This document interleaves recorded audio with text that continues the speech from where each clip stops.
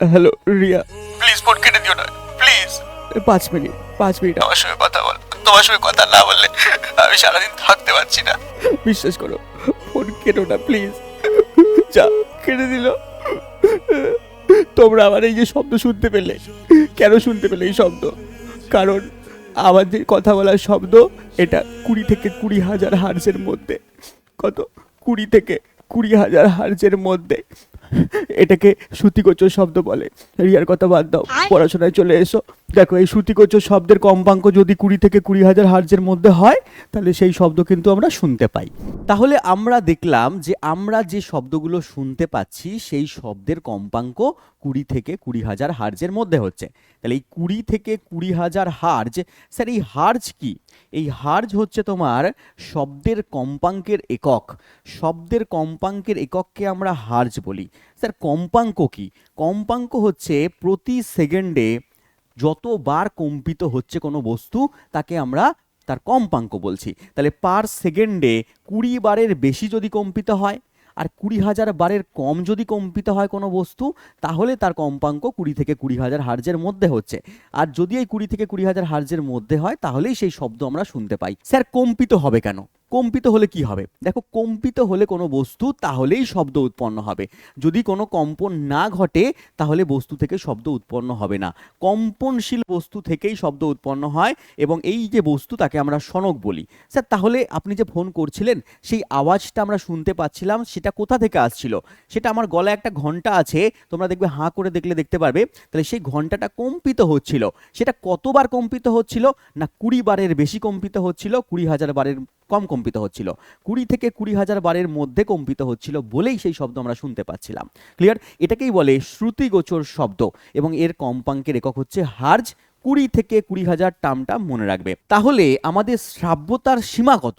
মানে আমরা কোন শব্দকে শুনতে পাচ্ছি? আমরা সেই শব্দকেই শুনতে পাচ্ছি যদি কম্পনশীল বস্তু থেকে শব্দটা 20 বারের বেশি কম্পিত হচ্ছে পার সেকেন্ডে। তাহলে 20 হার্জের বেশি যদি কম্পিত হয় শুনতে পাই, আর 20,000 হার্জের যদি কম কম্পিত হয়, তাহলে সেই শব্দ কিন্তু আমরা শুনতে পাই। তাহলে স্যার 20 বারের যারা কম কম্পিত হয় পার সেকেন্ডে, সেই শব্দ আমরা শুনতে পাই না? একদম পাই না। আর 20,000 বারের বেশি যদি কম্পিত হয়, তাহলেও কিন্তু সেই শব্দ আমরা শুনতে পাই না। আমরা কেবলমাত্র 20 থেকে 20,000 হার্জের মধ্যেই শুনতে পাই, বাদ বাকি শব্দ আমরা শুনতে পাই না। চলো, এখান থেকে কি কি প্রশ্ন দিয়েছে দেখে নাও। দেখো, দিয়েছে শ্রুতিগোচর শব্দের কম্পাঙ্ক। শ্রুতিগোচর শব্দের কম্পাঙ্ক 20 থেকে 20,000 হার্জ। অপশন বি আমাদের সঠিক উত্তর। পরের প্রশ্ন দেখো, একটা দিয়েছে মানুষের শ্রুতিবদ্ধ শব্দের কম্পাঙ্কের পাল্লা কত? মানুষ যে শব্দ শুনতে পাচ্ছে তার পাল্লা হচ্ছে, এখানে অপশন অনুযায়ী 20,000 সিপিএস। স্যার সিপিএস মানে কি? সিপিএস মানে হচ্ছে cycles per second. Cycles per second মানে কি? মানে এক সেকেন্ডে যতবার কম্পিত হচ্ছে, পার সেকেন্ডে যতবার কম্পিত হচ্ছে, তাকেই তো কম্পাঙ্ক বলছিলাম। যে 50 হার্জ মানে কি? মানে পার সেকেন্ডে বস্তুটা 50 বার পূর্ণ কম্পন করছে, পূর্ণ কম্পিত হচ্ছে 50 বার। বোঝা গেল? তাহলে সাইকেলস পার সেকেন্ড আর হার্জ একই কথা। নেক্সট কোশ্চেন দিয়েছে কম্পাঙ্কের একক কি? স্যার কম্পাঙ্কের একক মনে রাখবে তোমরা, হার্জ। হার্জ হয়ে যাচ্ছে আমাদের কম্পাঙ্কের একক। এবারে আমাদের মাথায় প্রশ্ন আসবে যে স্যার আমরা তো 20 থেকে 20,000 হার্জের মধ্যে শব্দ শুনতে পাচ্ছি। যদি কোনো শব্দ পার সেকেন্ডে 20 বারের কম কম্পিত হয়, বা কোনো শব্দ পার সেকেন্ডে 20,000 বারের বেশি কম্পিত হয়, তাহলে সেই শব্দকে কি বলে? এবং সেই শব্দ কি কোনো প্রাণী শুনতে পায়? আমরা তো পাই না। অন্য কোনো প্রাণী শুনতে পায়? একদম পায়। তাদেরকে কি বলে? কোন কোন প্রাণী সেই শব্দ শুনতে পায় সেগুলো তোমাদেরকে বলবো ডিটেলসে ক্লাসের মধ্যে। তার আগে তোমাদেরকে জানিয়ে দিই, তোমরা যারা এখনো 6.0-তে ভর্তি হওনি, হবে বলে ভাবছো, 2026 একটা চাকরি নেবে বলে ভাবছো, তাদের জন্য 6.0 আমরা লঞ্চ করেছি। 6.0 অলরেডি ক্লাস শুরু হয়ে গেছে 5 তারিখ থেকে, তোমরা জানো। তো যারা এখনো ভাবছো যে 6.0-তে ভর্তি হব, তারা ভর্তি হয়ে যাও, কারণ হাতে সময় কম। তুমি যত লেট করবে, কম্পিটিশন তোমার জন্য তত বেড়ে যাবে, আর 5টা ছেলেপিলে তোমার থেকে কিন্তু এগিয়ে চলে যাবে। স্যার আমি রেলের প্রিপারেশন নিতে চাই, তাহলে তোমার জন্য রেলের 2026 রয়েছে ফাউন্ডেশন ব্যাচ। স্যার আমি এসএসসির বিভিন্ন পরীক্ষা দিতে চাই, তাহলে তোমার জন্য এসএসসি ফাউন্ডেশন 2026 রয়েছে। স্যার আমি পুলিশের পরীক্ষা দিতে চাই, পুলিশ হতে চাই, তাহলে পুলিশের ফাউন্ডেশন 2026 রয়েছে। এগুলো হচ্ছে তোমার ডেডিকেটেড ব্যাচ। এছাড়া যদি তুমি ভাবো যে আমার কোনো সাবজেক্ট আমি কমজোরি আছি, যেমন জেনারেল সায়েন্সের ক্ষেত্রে আমার জেনারেল সায়েন্স 6.0, ম্যাথের ক্ষেত্রে, ইংলিশের ক্ষেত্রে প্রত্যেকটা সাবজেক্ট ওয়াইজ রয়েছে। আর অনেকে যদি ভাবো স্যার আমি পুলিশ, রেল এসএসসি সবার পরীক্ষা দিতে চাই, তাহলে তোমার জন্য রয়েছে আমাদের কম্বো স্পেশাল 6.0। এখানে প্রত্যেকটা সাবজেক্ট করানো হবে এবং প্রত্যেকটা স্যার ম্যাডাম তোমাকে আলাদা আলাদাভাবে পড়াবেন।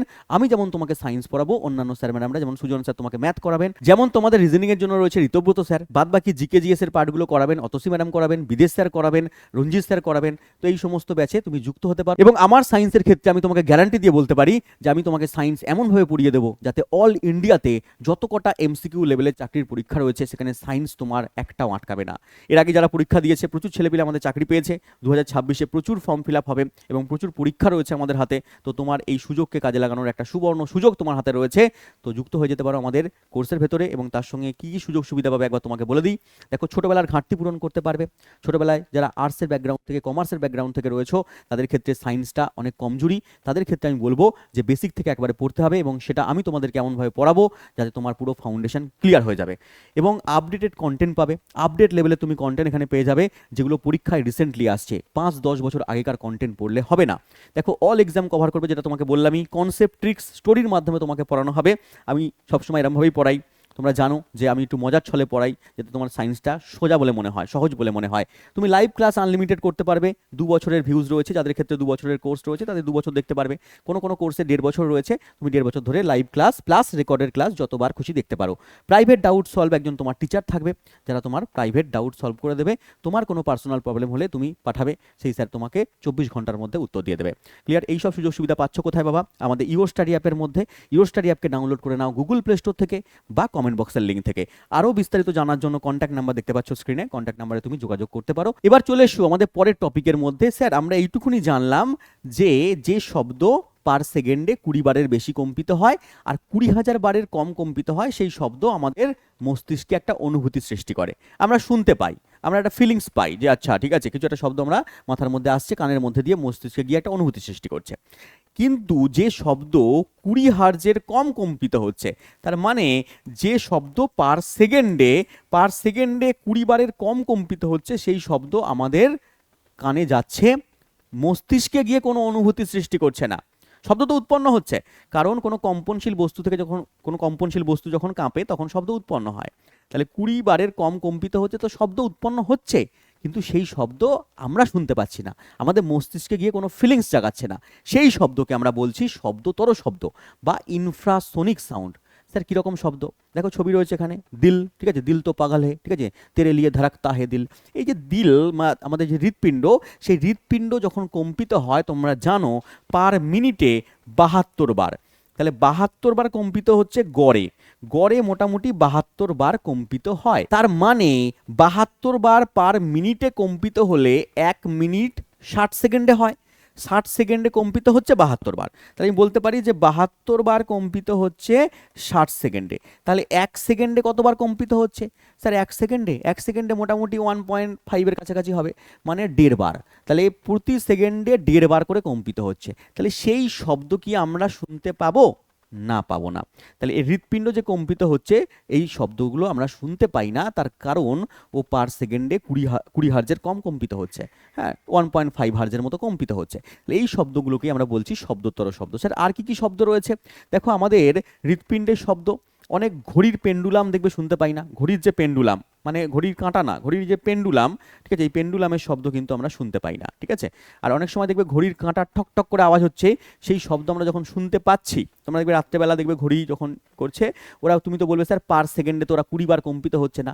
20 বার কম্পিত হচ্ছে, 20 বার কম্পিত হচ্ছে, কিন্তু ওটা কাঁটার শব্দ না, কাঁটা যাচ্ছে না 20 বার, কিন্তু ওর ভেতরে যে মেশিন লাগানো আছে সেটা কিন্তু পার সেকেন্ডে 20 বারের বেশি কম্পিত হচ্ছে, সেই জন্য আমরা শুনতে পাচ্ছি।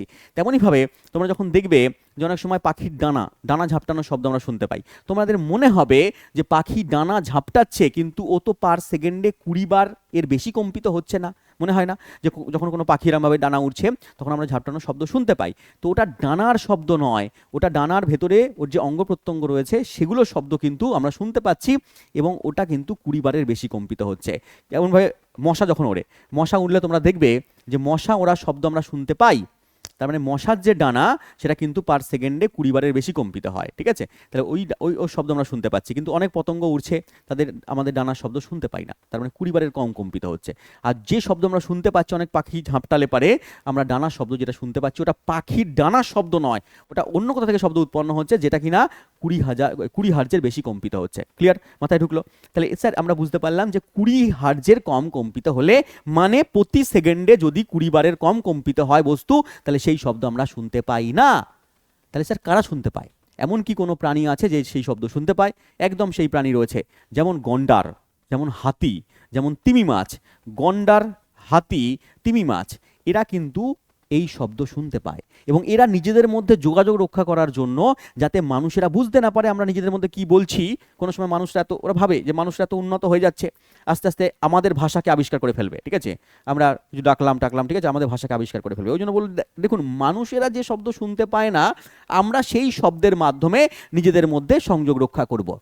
তাহলে এই গন্ডার, হাতি, তিমি মাছ এরা হচ্ছে তোমার এই শব্দ সৃষ্টি করে, শব্দতর শব্দ সৃষ্টি করে এবং নিজেদের মধ্যে যোগাযোগ রক্ষা করছে। মনে রাখবে, পরীক্ষায় কোশ্চেন এখান থেকে দিয়েছে। এবার চলে এসো শব্দতর শব্দ, মানে যে শব্দ পার সেকেন্ডে 20,000 হার্জের বেশি কম্পিত হচ্ছে, সেই শব্দও আমরা শুনতে পাচ্ছি না। সেই শব্দ আমরা শুনতে পাচ্ছি না যদি পার সেকেন্ডে 20,000 হার্জ অতিক্রম করে যায়। তাহলে এই শব্দগুলোকে আমরা বলি শব্দতর শব্দ, তয় তয় র। একে বলছি আমরা আল্ট্রাসোনিক সাউন্ড, ওটাকে বলছি ইনফ্রাসোনিক সাউন্ড, এটাকে বলছি আমরা আল্ট্রাসোনিক সাউন্ড। এই শব্দগুলো সাহায্যে কিছু কিছু প্রাণী আছে যারা নিজেদের মধ্যে যোগাযোগ রক্ষা করে, প্লাস খাদ্য সংগ্রহ করে, চলাচল করতে সাহায্য করে। তাহলে এই শব্দগুলো শুনতে পায় যে প্রাণী, তার প্রথমের নাম হচ্ছে বাদুড়। বাদুড় এই শব্দ শুনতে পায়। তার সঙ্গে সঙ্গে ডলফিন, মথ এরাও কিন্তু এই শব্দ সৃষ্টি করতে পারে, নিজেদের মুখের সাহায্যে সৃষ্টি করে। বাদুড় যখন চলাচল করে কি হয়, বাদুড়ের বলা হয় যে বাদুড়ের চোখ নেই, দেখতে পায় না। তাহলে ও যখন যাচ্ছে, ও কিভাবে যাচ্ছে, ও নিজের মুখ দিয়ে কি করে, এরকমভাবে আল্ট্রাসোনিক সাউন্ড সৃষ্টি করে। ও একটা আল্ট্রাসোনিক সাউন্ড দেয়ালে আঘাত করে আবার যখন ফিরে আসে, তখন ওর মস্তিষ্কে একটা অনুভূতি সৃষ্টি করে, ও শুনতে পেয়ে যায় আচ্ছা কত দূরে দেওয়াল আছে। তাহলে এইভাবে ও কিন্তু দেওয়ালকে মানে আঘাত করে না, যেতে পারে, ঠিক আছে। এরকমভাবে এই সমস্ত প্রাণীরা আল্ট্রাসোনিক বা শব্দতর শব্দ শুনতে পায় এবং সেই শব্দ সৃষ্টিও করতে পারে। যে শব্দ শুনতে পায় সেই শব্দ কিন্তু সৃষ্টিও করতে পারে, মনে রাখবে। ডলফিন, মদ, বাদুড়। আরেকটা প্রাণী আছে আমাদের গৃহপালিত পশু, কুকুর কিন্তু 25,000 হার্জ পর্যন্ত শুনতে পায়, ঠিক আছে। এই 20,000 হার্জের বেশি শুনতে পায়, কিন্তু আপ টু 25,000 হার্জ পর্যন্ত শব্দ শুনতে পায়, তার বেশি শুনতে পায় না। ক্লিয়ার? তো এগুলো আমরা পেয়ে গেলাম। কি কি প্রশ্ন এখান থেকে দিয়েছে চলো একবার দেখে নেই। দেখো এখানে দিয়েছে শব্দতর শব্দের কম্পাঙ্ক কত। তর যখন থাকবে তখন ভাববে 20 হার্জের কম, তাহলে 20 হার্জের কম আমার উত্তর হয়ে যাচ্ছে। যদি তয় তয় র থাকে তাহলে 20,000 হার্জের বেশি হয়ে যাবে। পরের প্রশ্ন, শব্দোত্তর শব্দের কম্পাঙ্ক কত। যখন তয় তয় র আছে তখন তোমার হয়ে যাবে 20,000 হার্জ। আর যদি বুঝতে না পারো তাহলে অবশ্যই ইংলিশে কোশ্চেন দেখে নেবে, কারণ সমস্ত পরীক্ষার কোশ্চেন ইংলিশে থাকে, তার সঙ্গে সঙ্গে তোমার বাংলা বা অন্যান্য ভাষায় দেওয়া থাকে। তাহলে এখানে তুমি ইংলিশে পেয়ে গেলে আল্ট্রাসোনিক দেবে, ওটা ইনফ্রাসোনিক দেবে। তাহলে এখানে 20,000 হার্জের বেশি হচ্ছে তোমার আল্ট্রাসোনিক বা শব্দোত্তর শব্দের কম্পাঙ্ক। চলে এসো, শব্দতর শব্দ শুনতে পায় কোন প্রাণী। শব্দতর বলেছে তর, তিমি শুনতে পায়, ঠিক আছে। তার সঙ্গে সঙ্গে কি বলেছিলাম, তিমি, হাতি, গন্ডার এরা শুনতে পায়। উত্তর কি আছে, তিমি রয়েছে, তাহলে তিমি আমার এখানে সঠিক উত্তর হয়ে গেল। নেক্সট বলেছে শব্দতর, তয় তয় রয়েছে এখানে, তার মানে আল্ট্রাসোনিক সাউন্ড কোন প্রাণী শুনতে পায়। পায়রা, মানুষ, বাদুড়, কাক, তাহলে বাদুড় উত্তর হয়ে যাবে। বাদুড়ের সঙ্গে মদ বললাম, আর কি বলেছি, ডলফিন বলেছি। তাহলে নামগুলো একটুখানি পড়ে রাখবে। চলে এসে এবারে আমরা দেখব এই আল্ট্রাসোনিক সাউন্ডের কিছু ব্যবহারিক প্রয়োগ মানুষরা ইউজ করেছে, ঠিক আছে। মানুষেরা কি করেছে, এই যে 20,000 হার্জের বেশি কম্পাঙ্কযুক্ত শব্দ, যেটাকে আমরা তয় তয় র শব্দতর শব্দ বলছি, তার কিছু ব্যবহারিক প্রয়োগ করেছে। তার প্রথম দুটো ব্যবহারিক প্রয়োগ খুব ইম্পর্টেন্ট, একটা হচ্ছে সোনার, একটা হচ্ছে র্যাডার। স্যার সোনার কি? সোনার হচ্ছে তোমার মনে রাখবে, এর ফুল ফর্মও পরীক্ষায় দিয়েছে, sound navigation and ranging. Sound navigation and ranging কি করা হয়, যখন কোনো জাহাজ যাচ্ছে তার সমুদ্রের তলায় কোনো বড় কোনো অবজেক্ট আছে কিনা, বড় কোনো পাথর টাথর আছে কিনা, বা বড় ডলফিন, তিমি এইসব আছে কিনা, যাতে ধাক্কা না লেগে যেতে পারে। টাইটানিক যেমন ধাক্কা লেগে গিয়েছিল, তার জন্য কি করা হচ্ছে, এখানে সোনার সিস্টেম লাগিয়ে দেওয়া হয়, যাতে কিনা এই আল্ট্রাসোনিক সাউন্ড এখান দিয়ে আসলো, এসে পড়ে যখন এবারটা কি হবে, প্রতিফলিত হয়ে যাবে, তখন ও বুঝতে পারবে যে কাছাকাছি অঞ্চলের মধ্যে কোনো বড় পাথর বা বড় কোনো প্রাণী আছে কিনা। তাহলে সোনার হচ্ছে সাউন্ড নেভিগেশন অ্যান্ড রেঞ্জিং, যেটা কোথায় ইউজ করা হচ্ছে, জাহাজের মধ্যে ইউজ করা হচ্ছে, সমুদ্রযানের মধ্যে। এবং আরেকটা সিস্টেম রয়েছে রাডার। রাডারের ফুল ফর্ম হচ্ছে তোমার radio detection and ranging. Radio detection and ranging sir কোথায় এটা ইউজ করা হয়, এটা ইউজ করা হয় বর্ডারে, ঠিক আছে। আমাদের দেশের যে বর্ডার, বিভিন্ন দেশের বর্ডারের মধ্যে এই রাডার সিস্টেম লাগানো থাকে, যাতে কিনা কোনো প্লেন বা কোনো বিমান বাইরে থেকে যদি কোনো বাইরের দেশ থেকে প্রবেশ করে যায় তাহলে পরে এই রাডারের মধ্যে ধরা পড়ে যাবে। কিভাবে ধরা পড়বে স্যার? এই রাডার সিস্টেমের মধ্যে কি করা হয় না, সবসময় আল্ট্রাসোনিক সাউন্ড শব্দোত্তর তরঙ্গ ছাড়া হয়, দেশের সীমানা বরাবর ছাড়া হচ্ছে। যদি সেই সীমানাকে ক্রস করে কোনো বিমান চলে আসে তাহলে সেই বিমানে এই রশ্মি বা এই তরঙ্গ শব্দ তরঙ্গ ওখানে আঘাত করবে, আঘাত করে ব্যাক করে ফিরে আসবে, ফিরে এসে তখন হচ্ছে তোমার ওদের মেশিন লাগানো আছে কম্পিউটারে, টু টু টু টু করে আওয়াজ বাজবে, ঠিক আছে? সব মিলিটারিরা চলে যাবে, এই চলে এসো, কেউ বাইরের দেশ থেকে বিমান এসছে, পাকিস্তান অ্যাটাক করেছে। তাহলে এরকমভাবে কি করে রাডার সিস্টেমের মধ্যে কিন্তু ধরা পড়ে যায়। মনে রাখবে পাকিস্তানের রাডার সিস্টেম কাজ করে না, পাকিস্তান হচ্ছে তোমার রাডার সিস্টেমের মধ্যে ধরে না, ঠিক আছে? ভারতের রাডার সিস্টেম উন্নত, অন্য কোনো দেশ থেকে বিমান চলে এলে ধরা পড়ে যাবে। তাহলে সোনার এবং রাডার নামটা পড়ে রাখবে। এছাড়াও আল্ট্রাসোনোগ্রাফি আমাদের চিকিৎসাবিদ্যায় ইউজ করা হচ্ছে। হ্যাঁ, আল্ট্রাসোনোগ্রাফি যখন করা হয় বিভিন্ন দেহের অঙ্গ প্রত্যঙ্গের কোনো গঠন জানার জন্য আল্ট্রাসোনোগ্রাফি করা হচ্ছে, মহিলাদের ক্ষেত্রে আল্ট্রাসোনোগ্রাফি করা হচ্ছে, ঠিক আছে? তাহলে এই আল্ট্রাসোনোগ্রাফিতেও কিন্তু কি করা হয়, শব্দোত্তর তরঙ্গ কিন্তু ব্যবহার করা হয়, মনে রাখবে। চলে এসো প্রশ্নের মধ্যে। সোনার প্রযুক্তিতে ব্যবহার করা হয় কোন তরঙ্গ? সোনার প্রযুক্তি থেকে ব্যবহার করা হচ্ছে শব্দোত্তর তরঙ্গ বা শব্দোত্তর শব্দ। অপশন বি কিন্তু আমাদের সঠিক উত্তর। পরের প্রশ্ন দেখো, এখানে বলেছে সোনোগ্রাফিতে কোন তরঙ্গ ব্যবহার করা হয়? আল্ট্রাসোনোগ্রাফিতে আমরা কি ব্যবহার করি না, শব্দতর তরঙ্গ। অপশন ডি আমার এখানে সঠিক উত্তর। চলে এসো নেক্সট কোশ্চেনে। বলেছে শব্দের উৎস কোথা থেকে উৎপন্ন হয়? মানে শব্দ কোথা থেকে উৎপন্ন হয় আমরা জানলাম যে কম্পনশীল বস্তু থেকে শব্দ উৎপন্ন হচ্ছে দাদা, কিন্তু কম্পনশীল বস্তু থেকে উৎপন্ন হলেই সেই শব্দ মাধ্যমের মধ্যে দিয়ে কি যাবে, বা কোন মাধ্যমের মধ্যে দিয়ে যাবে, কিভাবে যাবে, কোন তরঙ্গের আকারে যাবে, সেগুলো আমাদের জানা দরকার। তো শব্দ তরঙ্গের কিছু বৈশিষ্ট্য আমি তোমাদেরকে বলছি, সেখান থেকে পরীক্ষায় প্রশ্ন দিয়েছে, সেগুলো দেখব। দেখো, শব্দ তরঙ্গের প্রথম যে বৈশিষ্ট্য সেটা আমরা দেখব যে কোনো তরঙ্গের মতো শব্দ তরঙ্গ কিন্তু কম্পনের সৃষ্টি করে। তরঙ্গ মাত্রই কম্পন তৈরি করবে, তরঙ্গ মাত্রই কি হবে, কম্পন তৈরি করবে ও কম্পনের আকারে যাবে। কি রকম তরঙ্গ তৈরি করবে সেটা বলছি, তার আগে বলে দিই যে অন্যান্য সমস্ত তরঙ্গের মতো এর কিন্তু নির্দিষ্ট বেগ আছে। তাহলে শব্দ তরঙ্গেরও বেগ আছে। স্যার এর বেগ কত হয়? এর বেগ মনে রাখবে বায়ু মাধ্যমে শব্দের বেগ 330 থেকে 340 মিটার পার সেকেন্ড হয়। এটা বায়ু মাধ্যমের ক্ষেত্রে হয়, কিন্তু যদি শূন্য মাধ্যম হয়, শূন্য মাধ্যমের মধ্যে দিয়ে কিন্তু শব্দ যেতে পারে না। তাই শূন্য মাধ্যমের ক্ষেত্রে মনে রাখবে যে শব্দের বেগ হচ্ছে শূন্য মাধ্যমে যদি হয় তাহলে শূন্য হয়ে যাবে মিটার পার সেকেন্ড। স্যার এ কি কঠিন মাধ্যমের মধ্যে দিয়ে যেতে পারে বা তরল মাধ্যমের মধ্যে দিয়ে যেতে পারে? একদম যেতে পারে। কঠিন মাধ্যমের মধ্যে দিয়ে সবচেয়ে বেশি বেগে যায়। কঠিন মাধ্যমে শব্দের বেগ সবচেয়ে বেশি হয়, তারপরে হয় তরল মাধ্যমে, তারপরে হচ্ছে গ্যাসীয় মাধ্যমে বা বায়ু মাধ্যমে হয়। তাহলে কঠিন মাধ্যমে শব্দের বেগ সবচেয়ে বেশি, তারপরে তরল, তারপরে গ্যাসীয়, আর শূন্য মাধ্যমের মধ্যে দিয়ে শব্দ যেতে পারে না। চলে এসো পরের পয়েন্টে। তরঙ্গ বিস্তারের ক্ষেত্রে মাধ্যমের কণাগুলোর কোনো স্থানচ্যুতি ঘটে না। পুরো এগুলো কোর্সের পেজ, কোর্সে আমি এরকমভাবেই পড়াই, প্রতিটা পয়েন্ট পড়াই এবং তারপরে সেই পয়েন্টের পুরো ডেসক্রিপশন করি। এইভাবেই আমি কোর্সের ভেতরে পড়াই, কোর্সেরই পেজ তোমাদের জন্য নিয়ে চলে এসেছি। তো এরকম টাইপের যদি পড়তে হয়, কনসেপ্ট সহকারে পড়তে হয়, যাদের কনসেপ্ট এখনও ক্লিয়ার নেই। দেখো, ইউটিউবের মধ্যে সমস্ত কনসেপ্ট করানো সম্ভব না, বা সমস্ত ক্লাসের মানে সমস্ত চ্যাপ্টার ধরে ধরে পড়ানো সম্ভব না। যদি পুরো চ্যাপ্টার ওয়াইজ ধরে ধরে বেসিক থেকে পড়তে হয়, যাদের বেসিক কাঁচা আছে, তাদের জন্য কিন্তু আমাদের কোর্সে যেতে হবে। কোর্সে পুরো ডিটেলসে তোমাকে বেসিক থেকে পুরো একেবারে জিরো লেভেল থেকে আপ লেভেল অবধি আমি তোমাকে নিয়ে যাব, এবং প্রত্যেকটা স্যার ম্যাডামই তাই করেন। তো তরঙ্গ বিস্তার এর ক্ষেত্রে কণাগুলোর কিন্তু কোনো স্থানচ্যুতি ঘটে না। মানে যখন শব্দ করছি আমরা, তুমি মনে করো দাঁড়িয়ে আছো ওপাশে, আমি এপাশ দিয়ে শব্দ করছি, তাহলে এই শব্দ যখন তোমার কানে যাচ্ছে তাহলে বায়ু মাধ্যমের মধ্যে দিয়ে যাচ্ছে, কিন্তু বায়ু মাধ্যমের যে কণাগুলো আছে তার কিন্তু কোনো স্থানচ্যুতি ঘটবে না। ও বায়ু মাধ্যমের যে কণা আছে বা কঠিন মাধ্যমের কোনো কণা আছে, তরল মাধ্যমের কোনো কণা আছে, ওকে ওই জায়গায় রেখে দিয়ে শব্দ ওর ভেতর দিয়ে কি করবে, তরঙ্গের আকারে ড্যাং ড্যাং করতে করতে চলে যাবে। তাই এই হচ্ছে স্থানচ্যুতি ঘটবে না। যে কোনো তরঙ্গের মতোই শব্দের ক্ষেত্রে তরঙ্গের সাধারণ ধর্ম রয়েছে। তরঙ্গের কিছু ধর্ম আছে, যেমন তরঙ্গ প্রতিফলন ধর্ম আছে। আলো এক প্রকার তরঙ্গ, আলোর প্রতিফলন হয়, প্রতিসরণ হয়, ব্যতিচার হয়। তেমন শব্দের ক্ষেত্রেও শব্দের প্রতিফলন হবে, প্রতিসরণ হবে, ব্যতিচার হবে। এইসব ধর্মগুলো সম্পর্কে পড়তে হবে, ঠিক আছে? কোর্সের ভেতরে এগুলো পড়াই। তাহলে প্রতিফলন, প্রতিসরণ, ব্যতিচার, এই সমস্ত ধর্ম কিন্তু দেখা যাবে শব্দের ক্ষেত্রেও। পরের পয়েন্ট দেখে নাও, এখানে শব্দ যে তরঙ্গের আকারে বিস্তার লাভ করবে সেটা কেমন তরঙ্গ হবে? শব্দ স্থিতিস্থাপক তরঙ্গের আকারে বিস্তার লাভ করবে। তার মানে স্থিতিস্থাপক তরঙ্গ মানে যার মাধ্যমের প্রয়োজন হবে, বললাম শূন্য মাধ্যমের মধ্যে দিয়ে শব্দ যাবে না। যদি যেত তাহলে পৃথিবীর বাইরে যেখানে কোনো মাধ্যম নেই সেখানে যদি কোনো বিস্ফোরণ হতো, সেখানে কোনো উল্কাপাত হতো বা কিছু হতো এখানে, তাহলে সেই মহাকাশের শব্দ পৃথিবীতে সবসময় আওয়াজ চলে আসতো, সবসময় দুম দারাক্কা আওয়াজ হতো, কারণ মহাকাশে সবসময় এরকমভাবে আওয়াজ হতেই আছে। তাহলে সেই শব্দ কিন্তু আমরা পাই না, তার কারণ মাঝে কোনো মিডিয়াম নেই।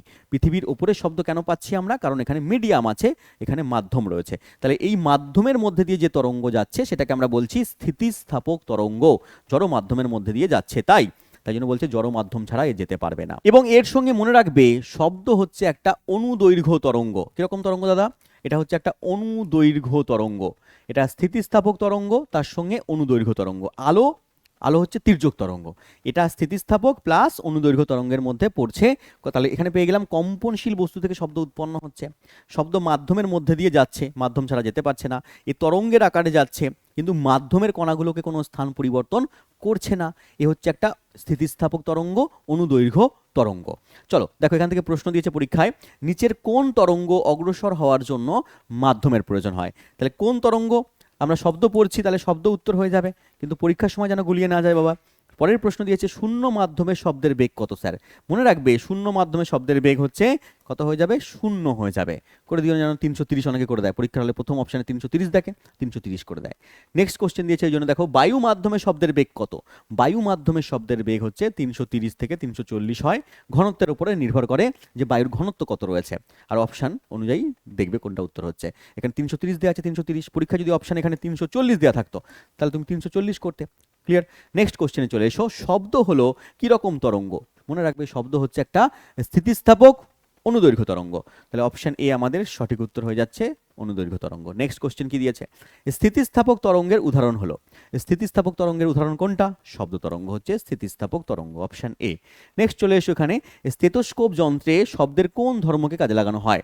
ডাক্তারবাবুরা দেখো স্টেথোস্কোপ যন্ত্র নিয়ে ঘুরে, তারা শব্দের কোন ধর্মকে কাজে লাগিয়ে তারা বুঝতে পারে। দেখি একটু জোরে জোরে জোরে জোরে নিঃশ্বাস প্রশ্বাস নিন। বুকে তো খুব কফ জমেছে, ঠিক আছে? হ্যাঁ, তাহলে এই যে স্টেথোস্কোপ যন্ত্র রয়েছে এখানে শব্দের প্রতিফলন ধর্মকে কাজে লাগানো হয়। কোন ধর্মকে? প্রতিফলন। শব্দের প্রতিফলন ধর্মকে কাজে লাগিয়ে ডাক্তারবাবুরা বুঝতে পারেন যে এটা তোমার কতটা কি কফ জমেছে, কি হয়েছে, এগুলো বুঝতে পারেন, ঠিক আছে? চলে এসো পরের কোশ্চেনে, শব্দের বেগ। শব্দের বেগ তোমাদেরকে নেক্সট ক্লাসের মধ্যে পড়াবো। আজকের ক্লাসে তোমাদেরকে যা যা শেখালাম আশা করছি তোমরা বুঝতে পারলে। যদি তোমরা পরের ক্লাস চাও, পার্ট 2 চাও শব্দের, তা অবশ্যই কমেন্ট বক্সের মধ্যে বলবে যে স্যার পরের পার্ট নিয়ে আসুন, তো অবশ্যই আমি শব্দের পরের পার্টটা তোমাদের জন্য নিয়ে আসবো। দেখা হচ্ছে তাহলে পরের ক্লাসে, তখন ভালো থেকো। থ্যাংক ইউ, জয় হিন্দ।